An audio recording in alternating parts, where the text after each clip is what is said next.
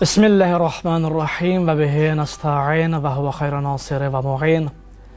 Ve sallallahu ala Muhammedin ve ali Muhammed ve ecil faracahum. İslam təqviminə əsasən bu həftə Vəhdət həftəsi adlanır.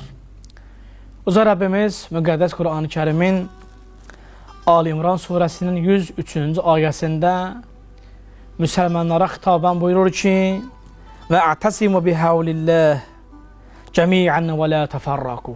Buyurur, ay müminlər, ay müsəlmanlar, hamınız birlikdə Allahın ipindən möhkəm yapışın ki, parçalanmayasınız. Vəhdət həftəsi əziz İslam Peyğəmbərimizin təvəllüdü, dünya gəlişi ilə bağlı olan bir həftə kimi qeyd olunur. Belə ki, Əhl-i Sünnə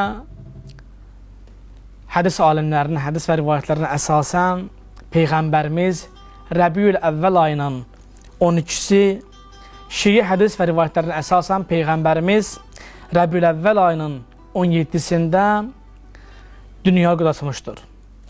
Məhz bu zaman kəsikliyi, yəni bu 5 günlük məsafə, bu tarixi fasilə müsəlmanlar arasında birliyin, qardaşlığın, vəhdətin möhkəmləndirilməsi və məxsusən də məzhəblər arası ixtilafların azaldılması məqsədi ilə Vəhdət həftəsi olaraq bir növ birləşdirici, bir növ bayram kimi Vəhdət həftəsi adı altında cəm olub birləşirik. Vəhdət həftəsinin ən mühüm faydalarından biri bundan ibarətdir ki, birinci Allaha təslim olmalıdır. Yəni bu ki, Allah Qur'an-ı Kərimdə buyurur ki, hamınız Allahın ipindən möhkəm yapışın. Yəni Allahın əmrinə tabi olun, ixtilaf salmayın.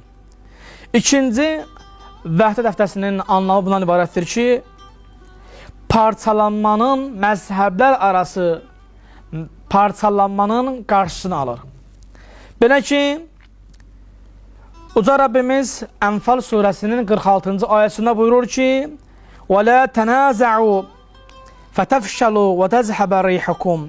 Bir-birinizlə təkişməyin, yoxsa ruhdan düşər və gücsüz olarsınız.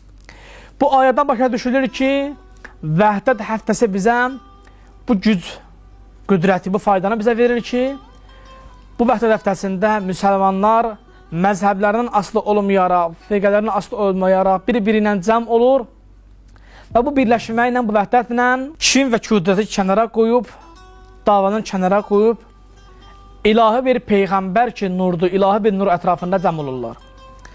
Üçüncü, Vəhdət həftəsinin anlamı ondan ibarətdir ki, müminlərin qardaş olmalığına gətirə bizi çıxardır. Belə ki, Uca Rəbbimiz Hucurat surəsinin 10-cu ayəsində buyurur ki: "İnnəməl mu'mininə ixvətun." Həqiqətən müminlər qardaşdırlar. Qur'anın bu ayəsinə əsasən məzhəbləri kənara qoymalıqla sırf İslam dini altında, sırf müsəlmançılıq altında hər bir insan bu Vəhdət həftəsində müminlər qardaş olduğu kimi, Vəhdət həftəsində də müminlər bir-biri ilə qardaş kimi yaşamalıdırlar. Dördüncü, Vəhdət həftəsinin anlamı budur ki, ortaq dəyərlər. Ortaq dəyərlərdə məqsəd budur ki, hər bir şəxs İslam adı altında, müsəlman adı altında firqəsindən, təriqətinə asılı olmayaraq, o kəsi ki, onun Peyğəmbəri Hz. Muhammed sallavatullahdır, onun qibləsi Kəbə, kitabı Qur'an-ı Kərim, Allah Uca Rəbbimiz olan, aləmin Rəbbi olan Allahdırsa, bütün müsəlmanlar bu ilahi nurun ətrafında cəm olmaq məcburiyyətində olmalıdırlar ki, ta İslam düşmənləri bizi bu təfriqə əsnasında ki, əgər müminlər cəm olmasalar, vəhdət yaranmasa müsəlmanlar arasında, İslam düşmənləri bunu qənimət hesab edib, İslama və müsəlmanlara qarşı kin, küdurət və zorakılıq tətbiq edirlər. Bu münasibətlə, Vəhdət həftəsi münasibəti ilə Vəhdət həftəsi bir ilahi nurdur ki, bizim hər birimizi məzhəb və firqələri nəzərə almadan bizi Peyğəmbərimizin nuru ətrafında cəm edib birləşdirir ki, bir-birimizdən ayrı düşməyək. Allah'ın verək, İzzət-i Cəlalı xatir Allah mütəala inşallah bizi Peyğəmbərin nuruna xatir bizi vəhdətimizi inşallah daim eləsin və bizim ağabətimizi xeyirlərdən qərar versin. Esselamu aleykum və rəhmətullahi və barakatuh.